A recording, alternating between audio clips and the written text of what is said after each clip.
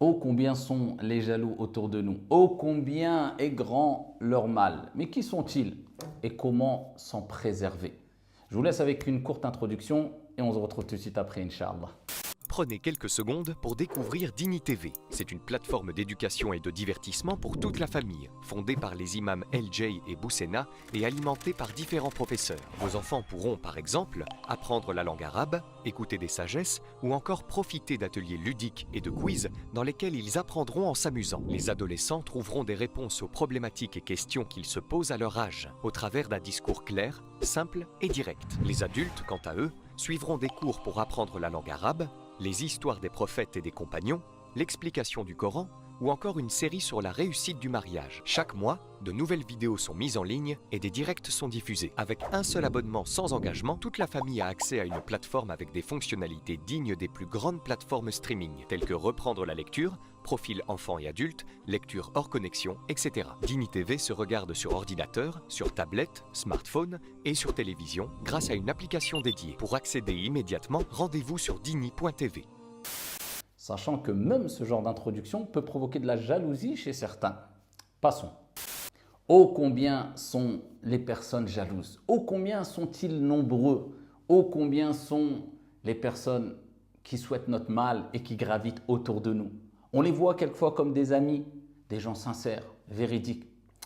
Alors que ce sont les premiers qui rêveraient de nous voir échouer, rater, dans la perte, dans la faillite. Dans la tristesse, le malheur des uns fait le bonheur des autres. Oh combien sont les gens mauvais.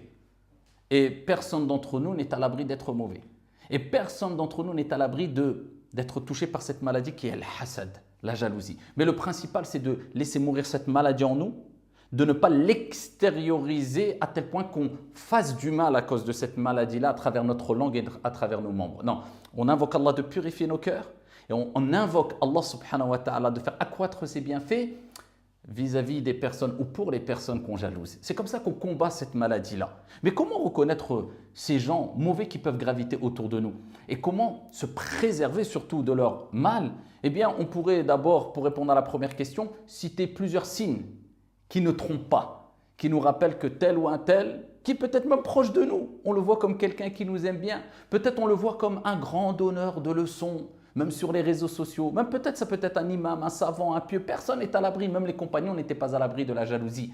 Mais par contre, il y a des signes qui nous montrent que celui-là qui est le grand donneur de leçons, ou celle-là qui est mon ami, celui-là qui est mon voisin, celui-là qui est dans ma famille, en fait, il me jalouse. C'est un jaloux, c'est une jalouse, c'est un gros jaloux, c'est une grosse jalouse. Eh bien, il y a des signes qui ne trompent pas, de manière générale bien sûr, sans en faire une règle dans l'absolu. Et parmi ces signes-là, je pourrais en citer plusieurs, mais j'en citerai que deux. Le premier des signes, c'est lorsque tu vois une personne faire ce qu'il critiquait en toi. Dans le passé, il te voyait faire des choses et il critiquait. C'est pas bien, telle personne fait cela. C'est pas bien, telle autre personne fait ceci et cela. Et elle blâmait cela en toi. Et du jour au lendemain, eh bien, tu vois la personne faire ce qu'elle critiquait en toi. Et tu comprends ainsi que cette personne-là, en fait, quand elle te critiquait, ce n'est pas parce qu'elle ne voulait pas faire ce que tu faisais, mais c'est parce qu'elle ne pouvait pas faire ce que tu faisais. Puisque, preuve en est, maintenant, elle le fait quand une porte s'est ouverte et elle a la possibilité de faire cette chose-là. Et ça, en d'autres termes, ça nous rappelle que la personne est jalouse de toi.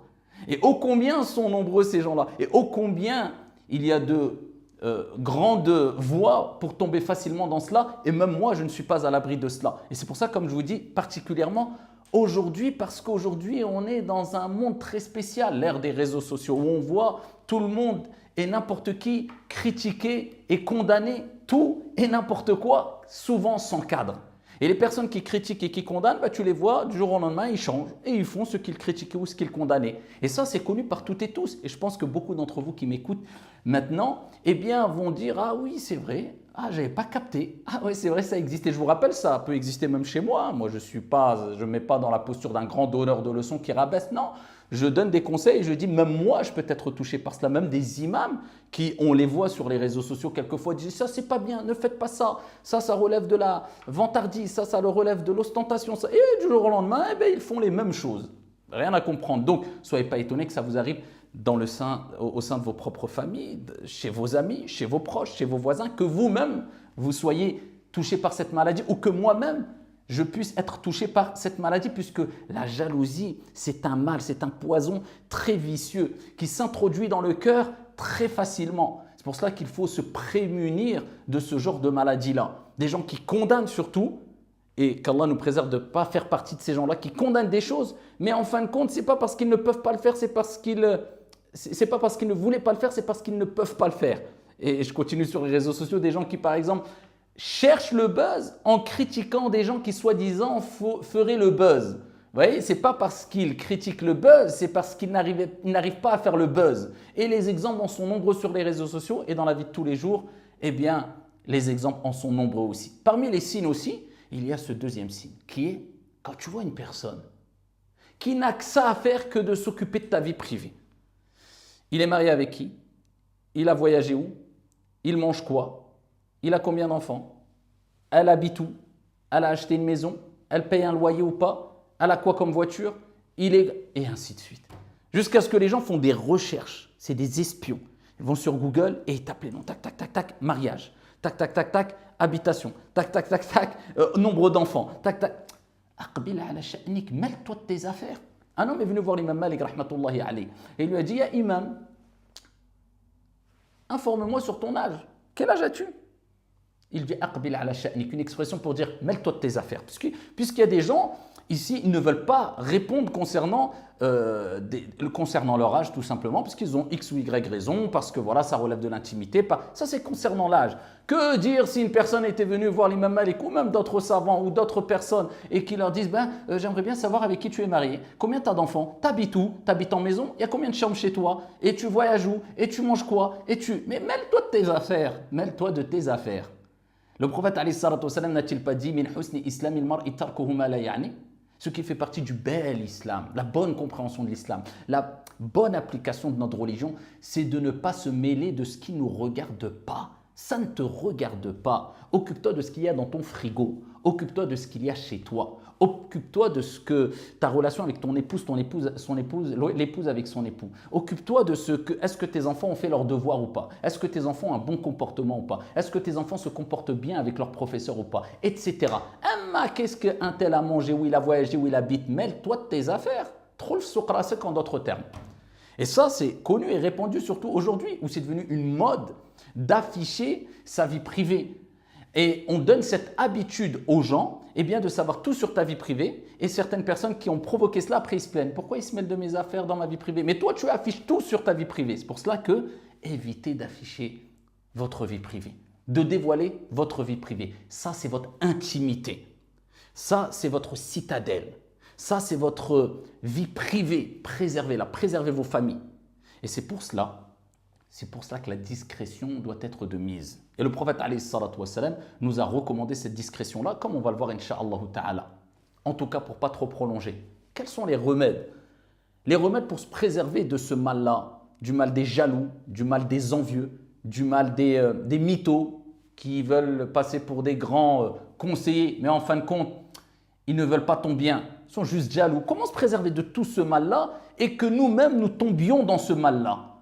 Il y a plusieurs solutions. Parmi ces solutions-là, un sage disait, un poète disait, Isbir ala kaydi al-hasoud, fa inna sabraka qatilu, fa an-naru ta'kulu ba'daha in lam tajid ma ta'kulu. Patiente quant à la ruse du jaloux, car ta patience le tuera. Le feu se consume quand il ne trouve plus rien à brûler. Laisse-le se consumer. C'est du feu qui veut tout ravager. Quand il ne trouvera plus rien à brûler, il se consumera. La patience, l'indifférence. Laisse-les de côté. Trace ton chemin. Continue à avancer. Place ta confiance en Allah subhanahu wa ta'ala. Agis avec intelligence, une certaine discrétion et en faisant tes invocations. Les invocations, c'est le deuxième point pour se préserver. Ad-du'a, ad-du'a. L'invocation, l'invocation. Al-afkar, al-afkar. Les évocations, les évocations. Allah a révélé surat al-falaq et surat al-nas. À travers ces soirs, on cherche protection auprès d'Allah subhanahu wa ta'ala contre le mal des envieux. Wa min sharri hasidin idha hasad. Contre le mal de l'envieux quand il envie, quand il exprime son envie, sa jalousie avec haine. C'est-à-dire, l'envieux, c'est l'envie qui est blâmable. C'est quand une personne veut que le bienfait que Dieu t'a accordé disparaisse. Le malheur des uns fait le bonheur des autres. Mais si tu envies ton frère, mais tu invoques pour lui, tu ne veux pas que ce bienfait disparaisse, tu aimerais avoir la même chose, mais tu invoques Allah en sa faveur, il n'y a pas de mal. Mais si tu as une envie avec de la haine, que Dieu nous en préserve, invoque Allah Azza wa Jal. Donc invoque Dieu pour que Dieu purifie ton cœur afin de te préserver de la jalousie, car moi-même le premier, nous, on n'est pas à l'abri. Et invoque Allah subhanahu wa ta'ala à travers la récitation de Surat al-Falaq et Surat al-Nas et les invocations et évocations du soir et du matin afin que Dieu te préserve du mal des envieux, car l'envieux peut être très dangereux à travers ses membres, sa langue, mais aussi son œil, le mauvais œil. Le prophète a dit le mauvais œil est une vérité. La troisième des recommandations, la discrétion, la discrétion. Et c'est pour ça le prophète dans le hadith rapporté par At-Tabarani et d'autres, il nous dit cherchez la réussite dans vos projets. Regardez, cherchez la réussite dans vos projets, projets de mariage, projet d'investissement, projet d'entreprise, projet de voyage, projet. Cherchez la réussite dans vos projets dans le fait de ne pas les divulguer, de les cacher. Sauf si tu les divulgues à des personnes de confiance, un cercle très restreint pour le conseil, car c'est très important. Allah a dit au prophète, consulte-les dans les affaires, quand tu as pris ta décision, place ta confiance en Allah Azza wa Jal. Un groupe très très restreint, une élite que tu considères comme une élite, masha'Allah. Eh bien, le prophète, il nous dit cela. Ensuite, il nous dit quoi? فَإِنَّ كُلَّ ذِي نِعْمَةٍ مَحْسُودٍ. Chaque personne qui détient un bienfait sera jalousée. C'est comme ça, malheureusement. C'est pas moi qui le dis, qui l'invente. Tu as des bienfaits, il y aura des jaloux. C'est comme cela. Il y en a partout et il y en aura partout. Et même toi, tu peux être une personne qui va jalouser les autres. Donc c'est pour cela la discrétion, n'affichez pas toute votre vie sur les réseaux sociaux ou alors même en discutant avec des gens à chaque fois. Je parle de votre vie privée. Ce qui relève de l'intimité, c'est les affaires de personnes et vous-même, vous n'avez pas à les divulguer. Gardez cela entre vous et votre Seigneur pour ce qui concerne les actes d'adoration et autres, et votre famille, vos proches, les personnes concernées. Pas besoin d'afficher tout. Regardez ce que je mange, regardez ce que je bois, regardez ce que je fais, tous les détails. Il y a des gens autour de vous qui font semblant avec de grands sourires qu'ils vous aiment, mais ils rêveraient d'être à votre place. Ils font semblant de vous apprécier et d'être heureux pour vous, mais ils rêveraient que ces bienfaits disparaissent. Préservez les bienfaits que vous avez en ne les divulguant qu'aux personnes que vous aimez vraiment et en restant discret au maximum. Ainsi, vous allez réussir. C'est comme cela que le prophète nous a recommandé d'agir. Et pour terminer, n'oubliez jamais le hadith rapporté par Abu Daoud et d'autres, où le prophète a dit « Méfiez-vous de la jalousie al-hasad, car al-hasad consume les bonnes actions comme le feu consume le bois. » Ça fait disparaître les bonnes actions. Donc méfiez-vous de la jalousie et préservez-vous des gens jaloux et des gens mauvais et demandez à Dieu de vous préserver de faire partie de ces gens-là. Amin. Wassalamu alaikum.